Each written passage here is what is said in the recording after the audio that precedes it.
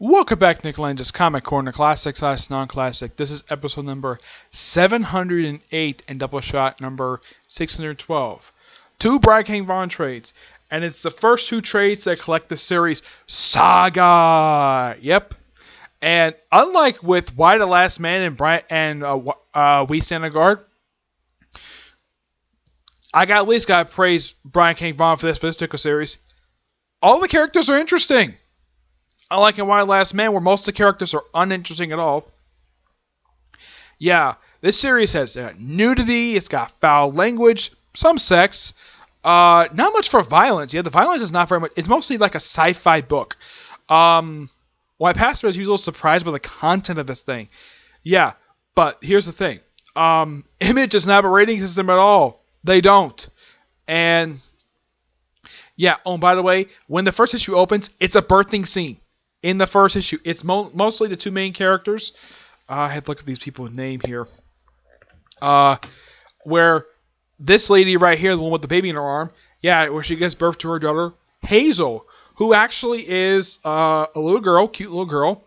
Let's see, what is her? I believe the guy's name is Marco. I believe the woman's name is Alina. Yeah, Alina. Yeah. The thing with these two people are, Marco's from a species that apparently doesn't speak English at all. They speak a language called Blue. His species have got pointy ears and horns. Her species have got wings. Yep. And they're on the run from a character known as Prince Robot the Fourth, who becomes their ally in recent issues. And at the end of the first trade, they meet Marco's parents. Yep. And apparently it's revealed the next trade that apparently all male members of Marco's family, when they get a chance to see their grandchild, 1 year later they pass away. Apparently it's a disease in their family, which is really weird. Mm-hmm. And yeah, there's really like, there's not much for male nudity in here. It's a lot of female nudity. It's basically like a rated R sci-fi epic. Though they don't go over the top with nudity, which I do praise it for. Sometimes you can go about 2 or 3 issues without any form of nudity. So far, the only character you see that's frequently nude is a woman who's kind of like a spider lady. And here's the thing. Her arms are basically her legs. And she was a past girlfriend of Marco's. Yep. And also, Alina. You see her butt naked at least a few times in the course of the series. And there's a one point in the second trade where her father-in-law looks like she's going to possibly kill her and just take the baby away. No, he's actually trying to save her life, which you got to praise the fact that the character actually can do that. Mm-hmm. And, yeah, they do explore Marco's back history, which got to appreciate them doing that. And I like the fact that every single character in here, over the course of these two trades, in just 12 issues, gets a good amount of development. Something apparently Brian King Von didn't know how to do in Why the Last Man, and yet that gets critical praise. Yeah, the critical praise of this one is actually well deserved. In the case of Why the Last Man, not really. It does not deserve its high praise. It is a good series, Why the Last Man. But, yeah, there's very high praise for a series where most of the characters are all complete morons. Here, the characters are not morons. They're actually intelligent people. Apparently, Brian King Von probably heard complaints about either something about that or he just didn't care. And the one thing about this particular series, I think the reason why that the characters are so interesting and why they're so well developed, because here's something interesting about the series. Apparently, Image has this thing where every 6 months, with the exception of Walking Dead, and I think Spawn, and I think Savage Dragon, every 6 issues, the series takes 1 month off to release a trade. And they've been doing that.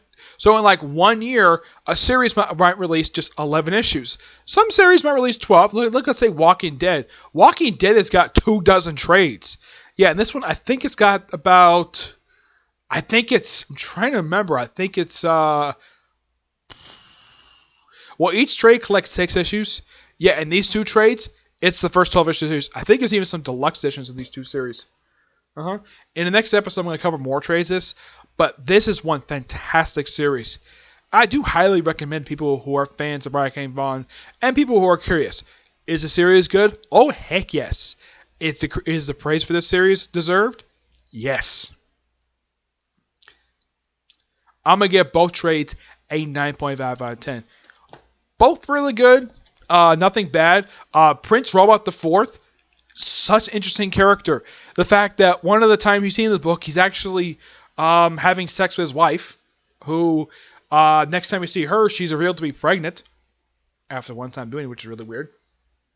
Oh yeah, apparently Prince Robot is sort of a shapeshifter where he can transform his arm to a gun. I'm like, wow, that's so interesting. And the fact he has a TV for a head. I'm like, that's interesting. Oh, of course, later on, those of you curious about the gender of the child that he has with his wife, it's a boy. Yep. And he's about the same age. He's about a little bit younger than Hazel. And oh yeah, and here's something though. In the second trade, when Marco's parents meet his daughter, and he agrees. Such a beautiful name. He loves that. And unlike